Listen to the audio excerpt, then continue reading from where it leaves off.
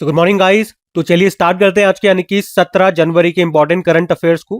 और आज का सेशन बड़ा मजेदार होगा। बहुत सारे इंपॉर्टेंट प्रश्न है हमारे पास, जिसमें सबसे इंपॉर्टेंट प्रश्न ये रहा आपके सामने।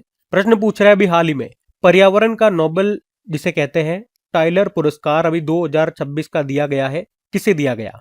तो आंसर होगा टॉबी कियर्स को। तो टाइलर पुरस्कार है ये, इसे पर्यावरण का नोबेल या ग्रीन नोबेल भी कहा जाता है। ये पुरस्कार स्थापित किया गया था 1973 में। प्राइज मनी के रूप में 2.5 लाख डॉलर इसमें दिए जाते हैं, $2.5 लाख दिए जाते हैं। और कौन देता है ये अवार्ड? South California university. और किन्हें दिया जाता है या किस क्षेत्र में दिया जाता है? तो याद रखना, ये पुरस्कार पर्यावरण के क्षेत्र में असाधारण काम करने वालों को दिया जाता है। पर्यावरण के क्षेत्र में, तभी तो पर्यावरण का नोबेल इसको कहा जा रहा है। और अभी 2026 में ये दिया गया एक अमेरिकी वैज्ञानिक है, अमेरिकी बायोलॉजिस्ट है, टॉबी कियर्स। क्यों दिया जा रहा है उनको? तो जमीन के नीचे फंगल यानी कि कवक नेटवर्क की खोज की और उसके पर्यावरणीय महत्व को समझाने के लिए, जिसे कार्बन को रोकने और जलवायु को ठंडा रखने में मदद मिलती है, ये उन्होंने समझाया और उसी के लिए इनको ये अवार्ड दिया जा रहा है। तो पुरस्कार का नाम टाइलर पुरस्कार है, जिसे पर्यावरण का नोबेल या ग्रीन नोबेल भी कहते हैं, याद रखना। कौन देता है? South California university. कब शुरू हुआ था? 1973 में। प्राइज मनी मैंने आपको बता दिया $2.5 लाख। और अभी 2026 में दिया गया एक अमेरिकी वैज्ञानिक है, टॉबी कियर्स इनका नाम है। ये पॉइंट आप ध्यान में रखेंगे। वैसे मैं आपको साथ में बता दूं, ये अवार्ड अभी तक 2 भारतीयों को भी दिया जा चुका है। 2015 में दिया गया था माधव गौडगिल को। माधव गौडगिल जानते हो, अभी कुछ दिन पहले हमने पढ़ा था इनका निधन हो गया। और 2020 में पवन सुखदेव को भी दिया गया था ये। अब मैं आपको कुछ और इंपॉर्टेंट अवार्ड्स बहुत सारे रिवाइज करवाऊंगा, लेकिन एक बार यहाँ ऑप्शन में मैंने अलग से नाम रखे हैं। देखो, लियू जियाकुन की बात करेंगे, जो कि चीन से बिलोंग करते हैं। इन्हें भी प्रित्जकर पुरस्कार 2025 दिया गया था। और प्रित्जकर पुरस्कार याद रखना, इसे वास्तुकला का नोबेल पुरस्कार कहा जाता है। उसी तरह से मसाकी काशिवारा जापान के हैं। अभी एबेल पुरस्कार 2025 मिला। एबेल पुरस्कार याद रखना गणित का नोबेल पुरस्कार कहा जाता है। और जो आज हमने पढ़ा टॉयलर पुरस्कार, इसे पर्यावरण का नोबेल पुरस्कार कहा जाता है। ठीक है। और ये भी देखो ऑप्शन डी क्या है, मारियांगेला हुंगरिया, ब्राजील से हैं। अभी वर्ल्ड फूड प्राइज 2025 इनको मिला था। अच्छा, आपके लिए एक होमवर्क प्रश्न छोड़ता हूं। आप लोग मुझे बताना, अभी यूनाइटेड नेशन का जो सर्वोच्च पर्यावरण पुरस्कार है, चलो उस पुरस्कार का नाम भी आप ही को बताना है। यूनाइटेड नेशन का, संयुक्त राष्ट्र का सर्वोच्च पर्यावरण पुरस्कार कौन सा है, पहले तो ये बताओ। और अभी 2025 में ये पुरस्कार किस भारतीय को दिया गया था? ये आपके लिए दूसरा प्रश्न हो गया। और अब ऐसे मत बोलना ये मैंने बताया नहीं आपको, मैं बता चुका हूं। अभी जो 2025 के जितने भी इंपॉर्टेंट अवार्ड्स हैं, उसका अलग से मैंने आपका वीडियो एक तैयार किया था, एक सेशन लिया था। उसमें भी ये अवार्ड जो मैंने आपसे पूछा है वो कवर किया था, क्योंकि इंपॉर्टेंट है।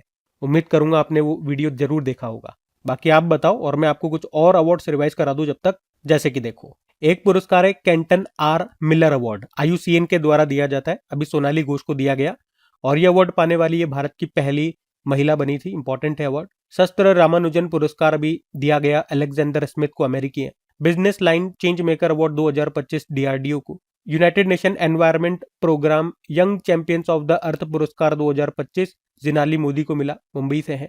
PV नरसिम्हा राव स्मृति पुरस्कार डॉक्टर मनमोहन सिंह को, मरणोपरांत। Camel International Award 2025 Yunus Ahmed को। और 43वां लोकमान्य तिलक राष्ट्र पुरस्कार 2025 नितिन गडकरी जी को, हमारे सड़क मंत्री हैं। ललित कला अकादमी पुरस्कार 2025 प्रेमचंद पुखरामबम को।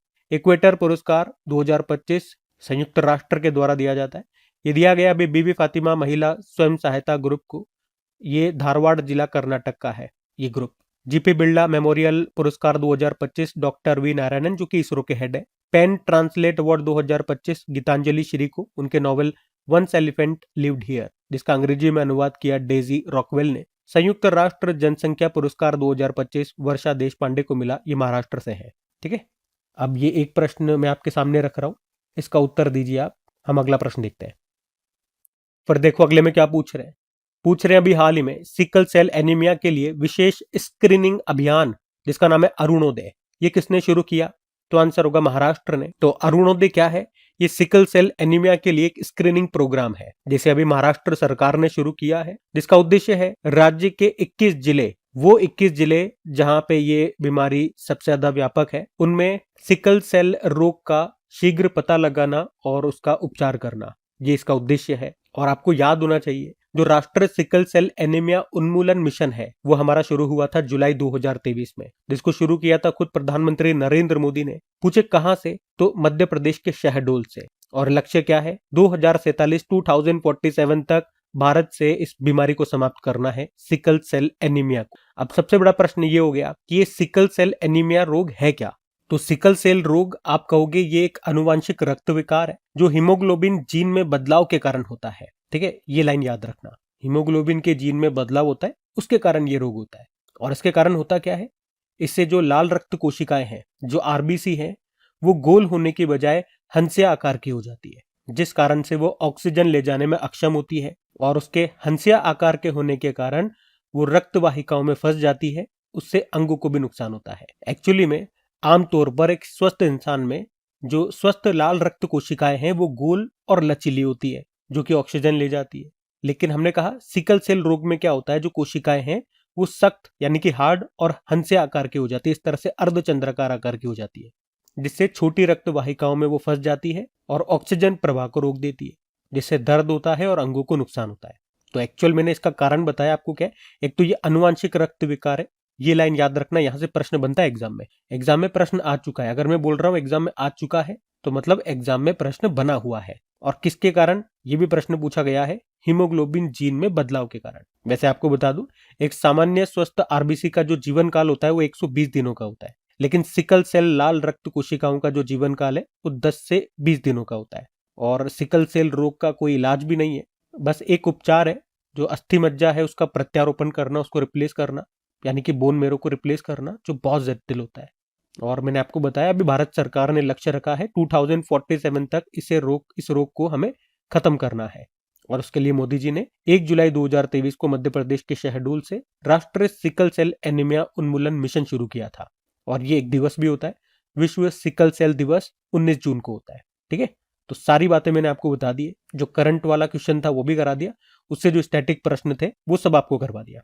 अब इसे महाराष्ट्र ने शुरू किया है तो एक बार महाराष्ट्र को भी देख लेते हैं। ये रहा मैप में महाराष्ट्र, कैपिटल मुंबई हो गई है, मुख्यमंत्री हैं देवेंद्र फडणवीस, गवर्नर है आचार्य देवव्रत। कुछ करंट अफेयर्स के प्रश्न देखें तो एक तो याद रखना, पहले कोंकण रेलवे का मुख्यालय का है नवी मुंबई में। किसानों की सहायता के लिए महाविस्तार एआई ऐप और डिजिटल शेट्टीशाला ऐप को लॉन्च किया था महाराष्ट्र ने। मारुति चितमपल्ली, वे एनवायरमेंट और वाइल्ड लाइफ कंजर्वेशन के लिए जाने जाते थे, महाराष्ट्र से थे, उन्हें अरण्य ऋषि के नाम से भी जाना जाता था। 2025 में ही पद्मश्री मिला।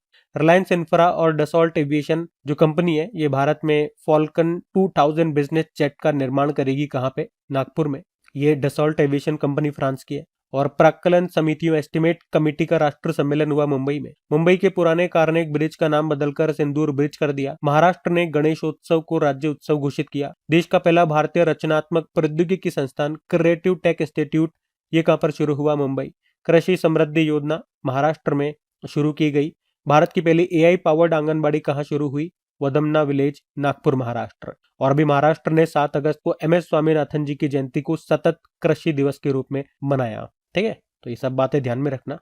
अब यहाँ पे ये 3 होमवर्क प्रश्न मैं आपसे पूछ रहा हूँ, आराम से आप वीडियो को पॉज करके इनको पढ़ो। आप आराम से देख सकते हो ये एग्जाम में पूछे गए प्रश्न, किस एग्जाम में पूछा गया वो भी आप देख लो। नीचे ऑप्शन दे रखे हैं, ऑप्शन देखो और सही उत्तर बताओ। अगर आप में से कोई स्टूडेंट पहली बार हमसे जुड़ रहे हैं तो आपको बता दूं कि हम जो भी करंट अफेयर्स पढ़ते हैं उससे संबंधित कोई भी प्रश्न अगर आपके किसी एग्जाम में पूछा गया है तो वो मैं आपको यहां पर कराता हूं। मतलब वो सारी जानकारी तो मैं आपको जब समझा रहा हूं तब बता दूंगा, उसके बाद वो प्रश्न आपके सामने रखूंगा कि ये ले बेटा अब सॉल्व करो इसे। उसका उत्तर मैं आपको दे चुका हूं। ये इसलिए है ताकि आपके अंदर भी कॉन्फिडेंस आए कि जो चीजें हमें पढ़ाई जा रही है उस तरह की एग्जाम में चीजें आती भी है, नहीं आती, और आती है तो किस तरह से आती है, किस तरह के एग्जामिनर ऑप्शन रखता है, क्या उसका प्रश्न होता है।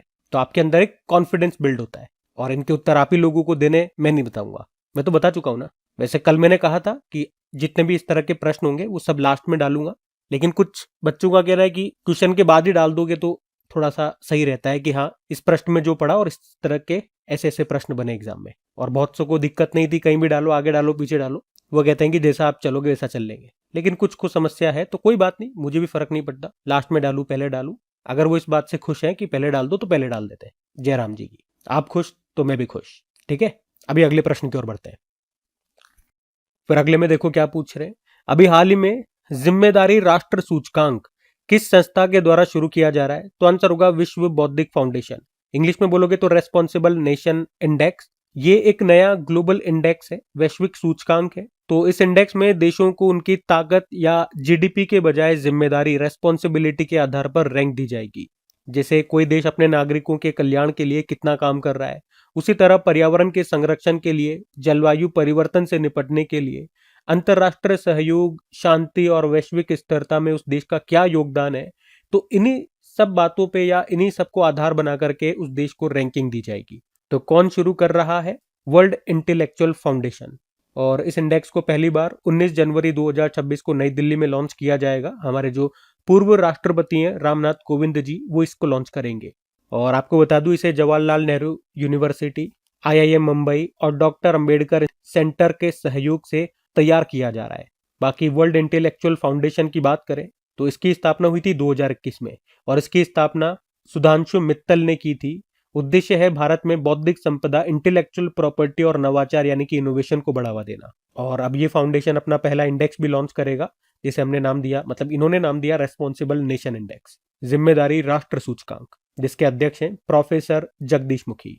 ठीक है, तो एक बात यहाँ पे नोट डाल लेना, नोट करके याद रखना कि इस इंडेक्स को भारत का पहला वैश्विक स्तर पर आधारित सूचकांक कहा जा रहा है। ठीक है, तो पूछ सकते हैं भारत का पहला वैश्विक स्तर पर आधारित सूचकांक कौन सा है? भारत का पहला है तो प्रश्न इंपॉर्टेंट हो जाता है, यही है रेस्पॉन्सिबल नेशन इंडेक्स। अब आप आगे इसमें देखेंगे कुछ रैंक वगैरह आती है, किन देशों की क्या रैंक होती है वो हम देखेंगे आगे।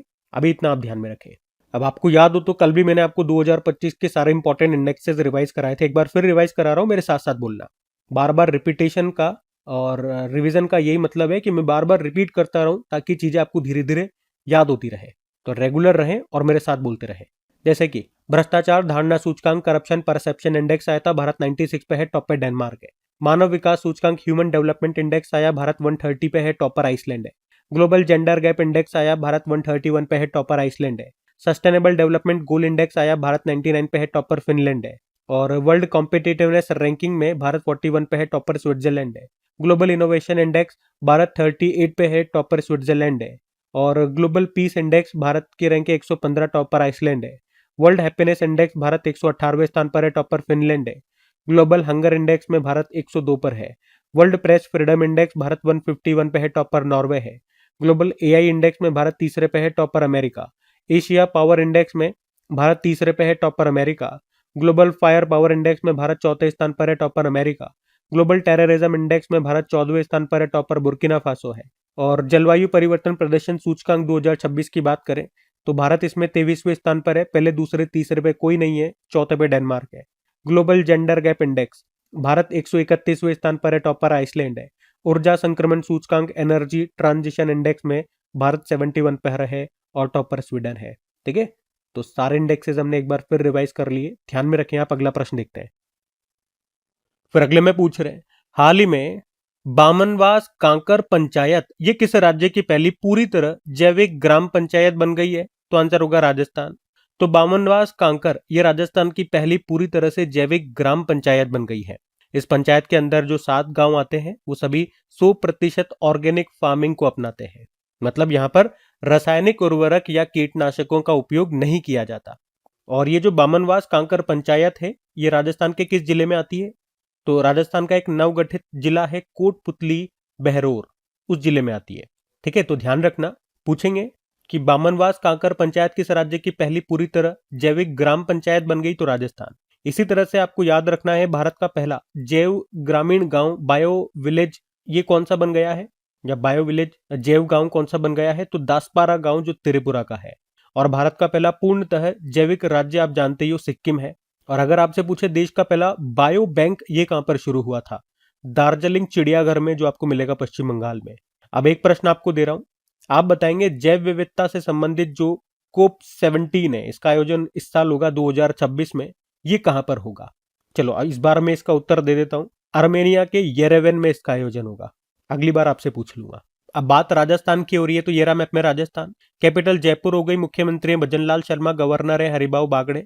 यहाँ का राजकीय पशु चिंकारा है, ऊंट है। राजकीय पक्षी गोडावण है या ग्रेट इंडियन बस्टर्ड इसको बोलते हैं। राजकीय पुष्प है रोहिड़ा, राजकीय वृक्ष है खेजड़ी। रणथंबोर टाइगर रिजर्व है, Sariska tiger reserve, Mukundra tiger reserve, Ramgarh Vishdhari tiger reserve, Dholpur Karauli tiger reserve. Bharat में सबसे बड़ी अंतर्देशीय इनलैंड सॉल्ट वाटर लेक ये आपको सांबर लेक है, जो आपको मिलेगी राजस्थान में ही। अच्छा, अब आज जो हमने प्रश्न पढ़ा वो पंचायत से संबंधित है। बामनवास कांकर पंचायत, जो राजस्थान की पहली पूरी तरह जैविक ग्राम पंचायत बन गई। इसी तरह से पंचायत से ही और प्रश्न मैं आपको रिवाइज कराता हूँ। अगर पूछे सुपोषित ग्राम पंचायत अभियान, ये मोदी जी ने लॉन्च किया था 26 जनवरी 2024 को, जिसका उद्देश्य है ग्रामीण क्षेत्रों में पोषण और स्वास्थ्य में सुधार करना। बाकी आप लोग बताना पंचायती राज दिवस कब मनाते हैं। पंचायती राज मंत्री हमारे राजीव रंजन सिंह उर्फ लल्लन सिंह, और अभी पंचायत से पार्लियामेंट 2.0 का उद्घाटन किया था हमारे लोकसभा अध्यक्ष ओम बिरला ने। पंचायत हस्तांतरण सूचकांक आया था, पंचायत डिवोल्यूशन इंडेक्स, उसमें टॉपर कर्नाटक है। और पंचायती राज मंत्रालय ने सशक्त पंचायत नेत्री अभियान शुरू किया था। राजस्थान में हर ग्राम पंचायत में बर्तन बैंक खोलने की घोषणा हुई थी। पहली बार पंचायत उन्नति सूचकांक आया था, उसमें फ्रंट रनर ए कैटेगरी में टॉप पे गुजरात रहा। भारत की पहली पूर्ण डिजिटल साक्षर पंचायत ये बनी है केरल की पुल्लमपारा पंचायत। एग्जाम में आ चुका है ये प्रश्न। स्वामित्व योजना ये कब लॉन्च होती है, याद रखना 24 अप्रैल 2021। तो आपका उत्तर भी मिल गया, पंचायती राज दिवस होता है 24 अप्रैल को ही। अब तो आप बता ही दोगे। बाकी राष्ट्र ई गवर्नेंस पुरस्कार 2025 के तहत ग्राम पंचायत डिजिटल गवर्नेंस कैटेगरी में किस राज्य की रोहिणी ग्राम पंचायत को स्वर्ण पदक मिला था, महाराष्ट्र। सभी ग्राम पंचायतों में विवाह मंडप योजना को किसने मंजूरी दी, बिहार। सवासार वेब पोर्टल इसको लॉन्च किया पंचायती राज मंत्रालय ने। और छत्तीसगढ़ के सूरजपुर जिले की 75 ग्राम पंचायतों को बाल विवाह मुक्त पंचायत घोषित किया गया था। ठीक है, तो ये पंचायतों से ही सभी इंपॉर्टेंट प्रश्न हमने रिवाइज कर लिए, ध्यान में रखें आप। अगला प्रश्न देखते हैं। फिर अगले में पूछ रहे अभी हाल ही में बोडा त्योहार ये कहां पर मनाया गया, तो आंसर होगा हिमाचल प्रदेश में। तो त्योहार कौन सा है, बोडा त्योहार मनाया जाता है हिमाचल प्रदेश के सिरमौर जिले में। किसके द्वारा, हट्टी जनजाति के द्वारा। इसे माघू का त्योहार भी कहते हैं। ये माघ महीने के अंत में मनाया जाता है। तो ये तीन बातें याद रखो, बोडा त्योहार है, हिमाचल प्रदेश में मनाते हैं, और किस जनजाति के द्वारा, हट्टी जनजाति के द्वारा। माघू का त्योहार भी इसको कहते हैं। अब कुछ और फेस्टिवल, कुछ और त्योहार मैं आपको रिवाइज कराऊं जो करंट अफेयर्स में रहते अभी। अच्छा, वैसे याद रखना हिमाचल प्रदेश के 2-3 फेस्टिवल है, बड़े इंपॉर्टेंट है, एग्जाम में आते हैं। जैसे कि चैत्रुअल हो गया, फुलाइच हो गया, नलवाड़ी मेला हो गया। ये एग्जाम में रिपीट होते रहते हैं, तो इनको ध्यान में रखना। बाकी कुछ और त्योहार मैं आपको रिवाइज कराऊं, जैसे कि सोनम लोसार त्योहार तमांग समुदाय के द्वारा मनाया जाता है। ये नेपाल में भी मनाते हैं और भारत में सिक्किम में होता है। लोसर फेस्टिवल मोनपा जनजाति के द्वारा मनाया जाता है। वैसे ये तिब्बत में, नेपाल में, भूटान में, भारत में भी मनाते हैं। भारत में अरुणाचल प्रदेश और लद्दाख में मनाया जाता है। और दुनिया का सबसे बड़ा झूमर नृत्य महोत्सव का आयोजन ये होता है असम में। थाईपुसम त्योहार तमिलनाडु में। सिमोलू त्योहार सिमोलू महोत्सव असम में। झुमोयर बिनंदिनी महोत्सव असम में। कागियेदर नृत्य महोत्सव सिक्किम में। मकर विलक्कू त्योहार केरल में। Flamingo festival Andhra Pradesh. गान नगई महोत्सव होता है मणिपुर में। ठीक है, तो ये सब ध्यान में रखना। आप अगला प्रश्न देखते हैं। फिर अगले में पूछ रहे अभी हाल ही में राष्ट्रीय स्टार्टअप दिवस कब मनाया गया, तो आंसर होगा 16 जनवरी को। हर साल 16 जनवरी को नेशनल स्टार्टअप डे के रूप में मनाया जाता है। पहली बार इसको 2022 में मनाया गया था। 16 जनवरी को ही क्यों मनाते हैं, क्योंकि 16 जनवरी 2016 को सरकार ने स्टार्टअप इंडिया पहल शुरू की थी। तो स्टार्टअप को नए भारत की रीढ़ और आर्थिक विकास का इंजन कहा जाता है। तो इस दिन को मनाने का उद्देश्य है युवा प्रतिभाओं को प्रेरित करना, नवाचार को बढ़ावा देना, रोजगार सृजन और आत्मनिर्भर भारत के लक्ष्य को प्राप्त करने में स्टार्टअप्स की भूमिका को उजागर करना। बाकी चलो दिवस वाला प्रश्न है, तो जनवरी में अभी कौन कौन से दिवस हमने मनाए मैं आपको रिवाइज करा दूं। अच्छा, उससे पहले एक प्रश्न होमवर्क के लिए दे रहा हूं मैं आपको, आप बताना अभी डीप टेक स्टार्टअप नीति शुरू करने वाला पहला राज्य कौन सा बना था। ये प्रश्न अभी हमने 3-4 दिन के अंदर अंदर ही पढ़ा है, तो इसका उत्तर दीजिएगा आप लोग। बाकी देखते हैं अभी दिवस। 1 जनवरी को ग्लोबल फैमिली डे, 4 जनवरी को वर्ल्ड ब्रेल डे, 5 जनवरी को राष्ट्र पक्षी दिवस, 6 जनवरी को विश्व युद्ध अनाथ दिवस, 8 जनवरी को अर्थ रोटेशन डे, 9 जनवरी को प्रवासी भारतीय दिवस, 10 जनवरी को विश्व हिंदी दिवस, 11 जनवरी राष्ट्रीय मानव तस्करी जागरूकता दिवस, 12 जनवरी राष्ट्रीय युवा दिवस, 14 जनवरी आर्म्ड फोर्सेज वेटरन्स डे यानी कि सशस्त्र सेना भूतपूर्व सैनिक दिवस, और 15 जनवरी को भारतीय थल सेना दिवस के रूप में मनाया। सब ध्यान में रखें। अगला प्रश्न देखते हैं। फिर अगले में पूछ रहे हैं हाल ही में भारतीय पर्वतारोही अरित्र रॉय ने माउंट एकांगुआ को फतेह कर दिया, और आपसे पूछ रहे हैं ये किस महाद्वीप की सर्वोच्च ऊंची चोटी है, तो उत्तर होगा साउथ अमेरिका। तो अरित्र रॉय बंगलुरु के एक टेक प्रोफेशनल है और एक पर्वतारोही है, और अभी उन्होंने साउथ अमेरिका की जो सबसे ऊंची पर्वत चोटी है माउंट एकांगुआ, उस पर सोलो यानी कि अकेले सफल चढ़ाई उन्होंने कर ली है। माउंट एकांगुआ की बात करें तो ये साउथ अमेरिका में है। साउथ अमेरिका की हमने कहा सबसे ऊंची पर्वत चोटी है। और किस देश में पर्टिकुलर पूछोगे तो अर्जेंटीना में है। ये एंडीज पर्वतमाला में ही स्थित है। हाइट पूछोगे 6961 मीटर ये ऊंची है। मैं एक काम करता हूँ, सभी महाद्वीपों की सबसे ऊंची चोटियां आपको एक बार रिवाइज करवा देता हूँ। अफ्रीका महाद्वीप की सबसे ऊंची पर्वत चोटी है माउंट किलिमंजारो, जो आपको तंजानिया देश में मिलेगी। यूरोप की सबसे ऊंची है माउंट एल्ब्रुस। नॉर्थ अमेरिका की माउंट डेनाली या माउंट मैकिनले बोल दो। साउथ अमेरिका की माउंट एकांगुआ। एशिया के माउंट एवरेस्ट। एंटार्क्टिका की है माउंट विंसन मैसिफ। और ऑस्ट्रेलिया की माउंट कोजिएस्को है। ठीक है, तो ध्यान में रखना ये। अब ये एक प्रश्न मैं आपके सामने रख रहा हूँ, यूपी टेट में ये प्रश्न आया था, इसका उत्तर दीजिए आप। हम अगला प्रश्न देखते हैं। फिर अगले में पूछ रहे हैं, हाल ही में किस मंत्रालय ने परिपूर्ण मेडिक्लेम आयुष बीमा योजना को शुरू किया? तो आंसर होगा इसका वित्त मंत्रालय। तो अभी केंद्रीय वित्त मंत्रालय ने परिपूर्ण मेडिक्लेम आयुष बीमा योजना को शुरू किया है। पर आपको बता दूं, ये जो योजना है ये उन लोगों के लिए है जो केंद्र सरकार की स्वास्थ्य योजना है CGHS, उसके जो लाभार्थी है। मतलब ये उन लोगों के लिए एक एक्स्ट्रा हेल्थ पॉलिसी है उसी के साथ में, जो कि मौजूदा CGHS सुविधाओं के साथ में है, एक्स्ट्रा में आपको मिल रही है। इसमें 10 या 20 लाख रुपए तक का कवर मिलेगा, जिसमें कैशलेस इलाज, आधुनिक उपचार और आयुष, यानी कि आयुष मतलब क्या होता है, आयुर्वेद, योग, यूनानी, सिद्धा, होम्योपैथी, ये सब इसमें शामिल होंगे। मुख्य रूप से आयुष संबंधित जो इलाज है वो इसमें शामिल होंगे। ठीक है, तो ये ध्यान में रखना आप, अच्छा प्रश्न रहेगा। अब यहाँ पे बीमा से संबंधित कुछ इंपॉर्टेंट योजनाएं मैं आपको रिवाइज कर रहा हूँ, कुछ इंपॉर्टेंट प्रश्न रिवाइज कर रहा हूँ। पहले तो ये योजनाओं की डेट याद रखो। जन सुरक्षा योजना, ये एक सामाजिक सुरक्षा बीमा योजना है, भारत सरकार ने इसको शुरू किया था। मोदी जी ने शुरू किया था 9 मई 2015 को, कोलकाता से शुरू किया था इसको। और इसके अंदर 3 तरह की योजनाएं आती है, प्रधानमंत्री जीवन ज्योति बीमा योजना, प्रधानमंत्री सुरक्षा बीमा योजना और अटल पेंशन योजना। बाकी अगर पूछे बीमा सखी योजना शुरू करने वाला दूसरा राज्य कौन सा है, तो गोवा है। और पहला कौन सा था? हरियाणा। शिक्षा संजीवनी बीमा योजना, इसको राजस्थान ने शुरू किया था स्कूली बच्चों के लिए, एक तरह की दुर्घटना बीमा योजना है। भारत की पहली निजी पुनर्बीमा रे इंश्योरेंस कंपनी कौन सी बन गई है? तो वेल्वेटिक्स रे इंश्योरेंस, जो बंगलुरु की कंपनी है। उसके अलावा आप याद रखना, अभी बीमा सेक्टर में 100% FDI को मंजूरी दे दी गई है। और इरडाई यानी कि insurance regulatory and development authority of India, इसने 2024-25 के लिए 3 बीमा कंपनियों को DSII का दर्जा दिया था। DSII यानी कि डोमेस्टिक सिस्टमिकली इंपॉर्टेंट इंश्योरर्स।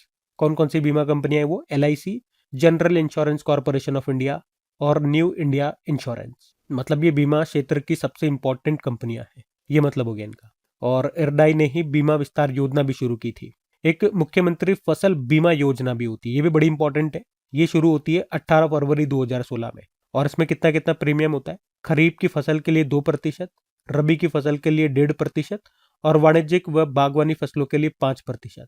और इरडाई की भी बात कर ले तो स्थापना होती है 1999 में। किस समिति की सिफारिश पे इसकी स्थापना होती है? RN मल्होत्रा समिति। मुख्यालय हैदराबाद में है और चेयरमैन है अजय सेठ। ठीक है, तो बीमा से संबंधित ये सारे इंपॉर्टेंट प्रश्न हमने यहाँ पे देखे।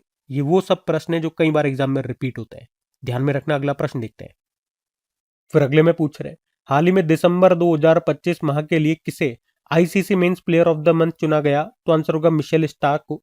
तो अभी ICC ने दिसंबर 2025 के लिए men's player of the month चुना है मिशेल स्टार्क को, जो आप जानते हो ऑस्ट्रेलिया के तेज गेंदबाज है। वहीं महिलाओं में बात करें, ICC women's player of the month चुना गया लॉरा वॉलवॉट को। ये साउथ अफ्रीका की कप्तान है। ठीक है, तो पुरुषों में तो मिशेल स्टार्क हो गए और महिलाओं में लॉरा वॉलवॉट हो गई, जो कि साउथ अफ्रीका की है। बाकी इंटरनेशनल क्रिकेट काउंसिल की बात करें, स्थापना होती है 1909 में, हेडक्वार्टर दुबई UAE। CEO अभी नए बने संजू गुप्ता इस पद पर आने वाले दूसरे भारतीय, और चेयरमैन कौन है? जय शाह है। ठीक है, तो ये ध्यान में रखना। अगला प्रश्न देखते हैं। फिर अगले में पूछ रहे हैं, पृथ्वी से एक प्रकाश दिवस की दूरी तक पहुंचने वाली पहली मानव निर्मित वस्तु कौन सी होगी? तो आंसर होगा वॉयजर 1। वॉयजर 1 ये नासा का एक अंतरिक्ष यान है। नासा जो कि अमेरिका की स्पेस एजेंसी है, और उसी का अंतरिक्ष यान है वॉयजर 1, जो कि इस साल नवंबर 2026 तक पृथ्वी से एक प्रकाश दिवस की दूरी तक पहुंचने वाली पहली मानव निर्मित वस्तु बन जाएगी। इस अंतरिक्ष यान की बात करें वॉयेजर 1, इसे नासा ने 1977 में लॉन्च किया था और अब तक का ये सबसे दूर गया, सबसे दूर जाने वाला मानव निर्मित यान है, या कोई भी मानव निर्मित वस्तु आप कह सकते हो, जो सौर मंडल से बाहर अंतर तारकीय अंतरिक्ष इंटरस्टेलर स्पेस में गया है। अच्छा, एक प्रकाश दिवस यानी कि 1 लाइट डे का मतलब क्या हो गया? तो आप कह सकते हो एक दिन में 24 घंटे में प्रकाश यानी कि लाइट जितनी दूरी तय करता है वैक्यूम में, निर्यात में, तो वो दूरी कहलाएगी एक प्रकाश दिवस। इसको आप कैलकुलेट कर सकते हो। आपको बताए लाइट की स्पीड क्या होती है निर्यात में, वैक्यूम में, 3 इंटू 10⁸ मीटर पर सेकेंड। तो इसका मतलब क्या हो गया, एक सेकेंड में वो कितनी दूरी तय कर रहा है लाइट, 3 इंटू 10⁸ मीटर। वहीं एक मिनट में कितनी दूरी तय करेगा, तो 60 से इंटू कर देंगे, 3 इंटू 10⁸ इंटू 60 मीटर, या किलोमीटर में करोगे तो इधर 3 जीरो दे देंगे, तो 3 लाख इंटू 60 किलोमीटर।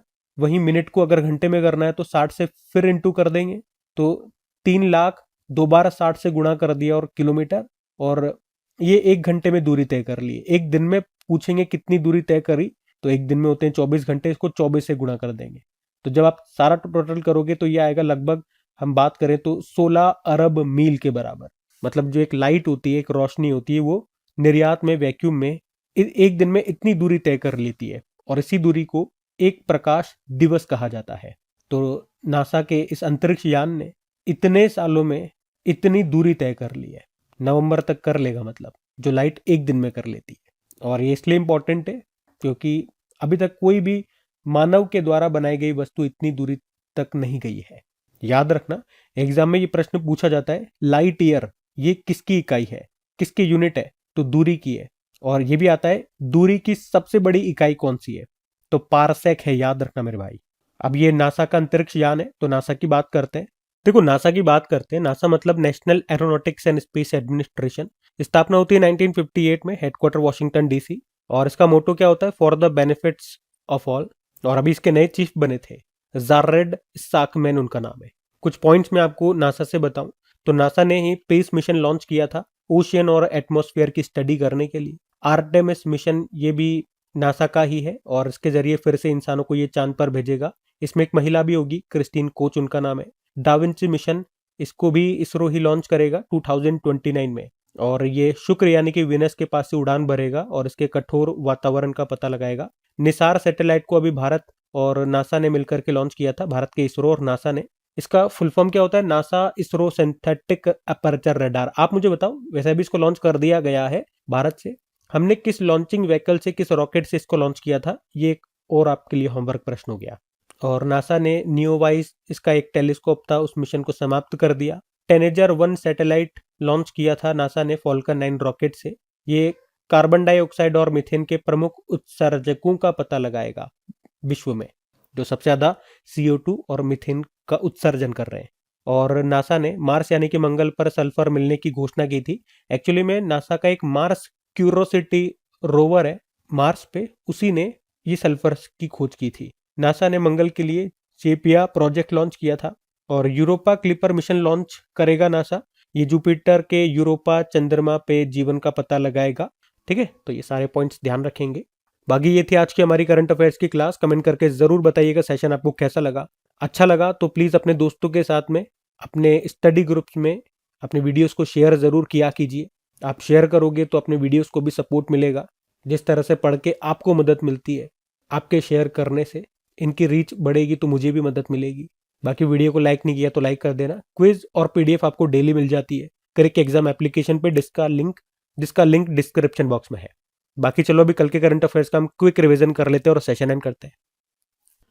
तो कल पहला प्रश्न पूछा था, नीति आयोग के द्वारा जारी निर्यात तैयारी सूचकांक 2024 में टॉप पर कौन है, तो आंसर होगा महाराष्ट्र। मकर विलक्कू उत्सव मनाया जाता है केरल में। ITBP के नए डायरेक्टर जनरल बन गए शत्रुजीत सिंह कपूर। और मत्स्य पालन, पशुपालन और डेयरी मंत्रालय के अनुसार भारत वर्तमान में विश्व में मछली उत्पादन में कौन से स्थान पर है, दूसरे स्थान पे। और रातापानी टाइगर रिजर्व का नाम बदलकर doctor Vishnu Shridhar Wakankar tiger reserve करने की घोषणा की कहां पर है, ये मध्य प्रदेश।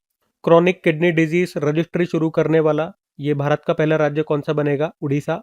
अंतर्राष्ट्रीय नवीकरणीय ऊर्जा एजेंसी की अभी 16वीं बैठक का आयोजन हुआ अबू धाबी।